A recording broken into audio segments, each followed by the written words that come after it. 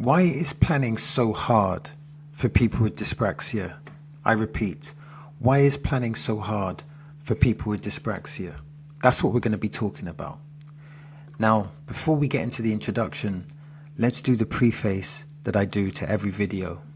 So, I have dyspraxia. I was diagnosed at university, and there is a strong suspicion of autism.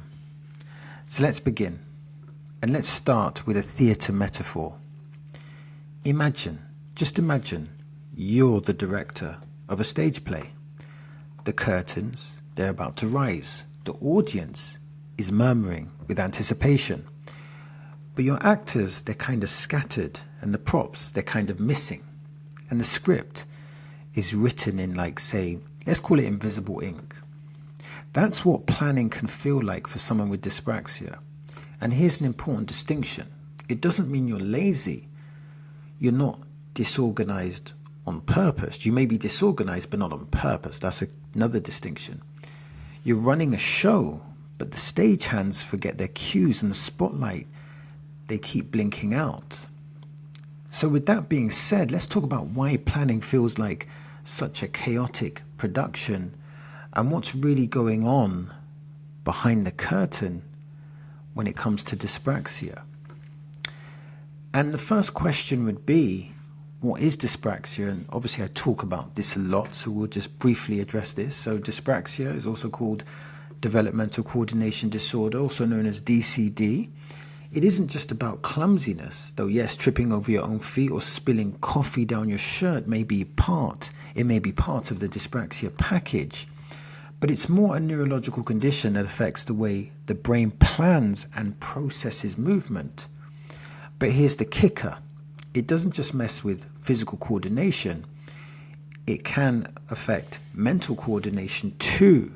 That includes how we plan, organize, and execute tasks.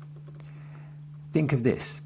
Think of a traffic jam in your brain. The ideas are there, the intention is there, but when it's time to act, everything backs up like a rush hour on a Friday.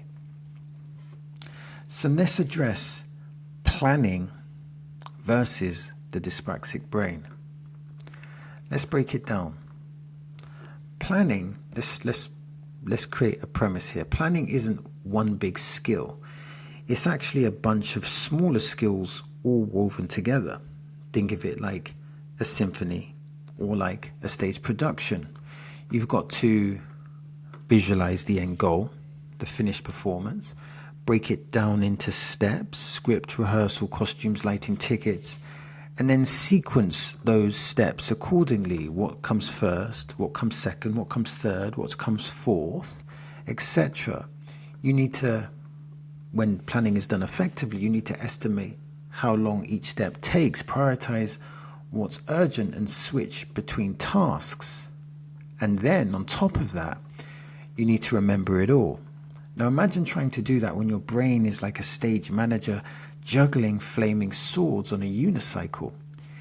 It doesn't mean you're incapable, but because your brain processes and coordinates information differently, there's significantly more boundaries, or there are the barriers are more significant within the dyspraxia context. So to give our fictional example, our favorite fictional character, Jack will struggle with planning. Well, first of all, we're assuming that Jack has dyspraxia, and he struggles with planning because his dyspraxia can interfere or create barriers with regards to planning effectively. So that's just something to bear in mind. But also it's important to realize that it's not just about forgetfulness, because people often say, just write it down or use a planner. But that's like telling someone in a sinking boat to just swim faster. Let me explain. Planning difficulties with dyspraxia aren't about being forgetful or carelessness.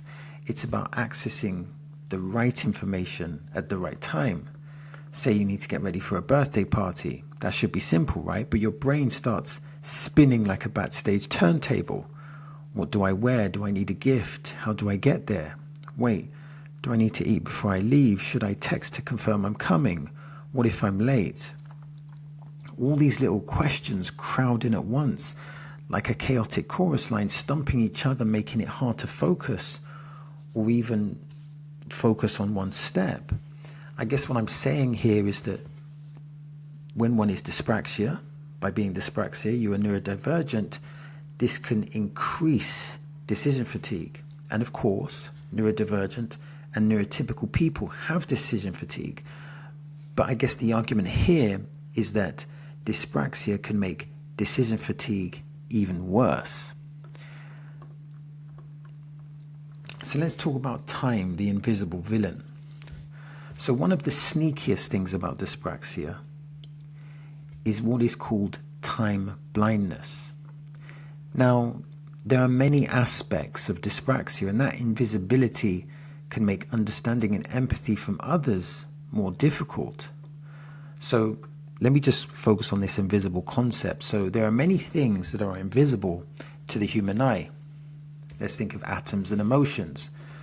And you can have thoughts, memories, air, magnetic fields, pain, radio waves, and beliefs. You can't see these things.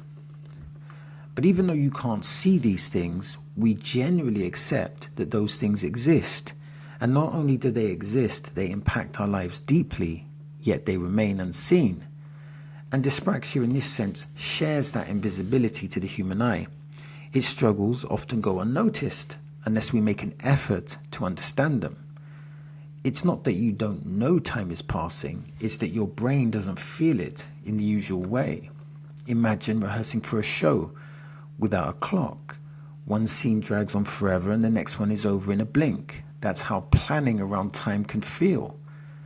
So you might wildly underestimate how long something will take, or overestimate and avoid starting it at all. Either way, the timing is off, like a musical number that misses the beat. And that's not to say that people with dyspraxia can't have good time management, because clearly they can. So again, taking our fictional character Jack may be on time for all his scheduled appointments in his job. But what I'm saying here is that dyspraxia can have a significant impact on someone's time management. But one can manage time blindness if they have certain strategies that can navigate these problems. So let's talk about the emotional load, the heavy curtain. And here's something that people forget. When planning is consistently hard, it builds up emotional weight, and this can result in shame, frustration, anxiety, etc. So what happens when you have this emotional weight? You start to dread planning anything, and even small tasks feel like trying to rewrite a script on opening night. The impact is that you procrastinate. But here's the important thing. Even though you're procrastinating, it doesn't mean that you're lazy, but you're just simply overwhelmed. It's like, in a sense, trying to find the stage door in the dark. And that's what I call the heavy curtain. So we're kind of categorizing a few barriers here, whether it's the time blindness or the heavy curtain, etc. So I guess an important question to ask is, what does help? And I guess I'd like to start this bit by saying it isn't a tragedy, sticking with that theatre metaphor. It isn't a tragedy. It can be a work in progress. In other words, you can still run the show, but you just need a different kind of crew. So, for example, you might need some external supports. What is external support? Well, this could be things like visual planners, alarms, checklists, and these can act like stage managers, keeping everything on cue. You can also, and I do this, you can break things down into micro step that makes the choreography very manageable. So again, if you have Sally and Sally has dyspraxia, the way she manages her tasks is to break it down into little steps. And by breaking things down into little steps, Sally, who has dyspraxia makes herself accountable, and she doesn't forget the things that she has to do. The micro steps that are written down in her to-do list keep her accountable. And also what you can do is use routines, because routines can build muscle memory, like rehearsing the same lines until they're second nature. And that for me is really important. I try to stick with a particular routine. And then, of course, compassion. And when we talk about compassion, what do we mean? Because we can have compassion from other individuals, or we can have compassion from society, but also we can have self-compassion. And most importantly, ask for help, because you're not meant to direct, act, build the set, and sell all the tickets on your own. This is something that I actually struggle with, particularly with running my social enterprise. I sometimes just have too many hats on, and it builds anxiety, and it can cause me to feel overwhelmed, and I can lose my structure, and this can all have a negative domino effect. And I guess sometimes, going with the metaphor of the hats, sometimes you just got to take some of the hats off and ask for help.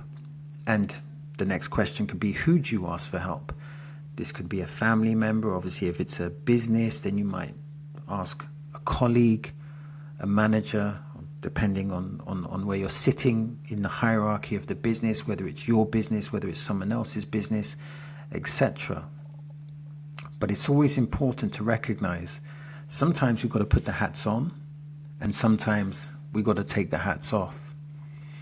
And here's something that I was just thinking about before I pressed record.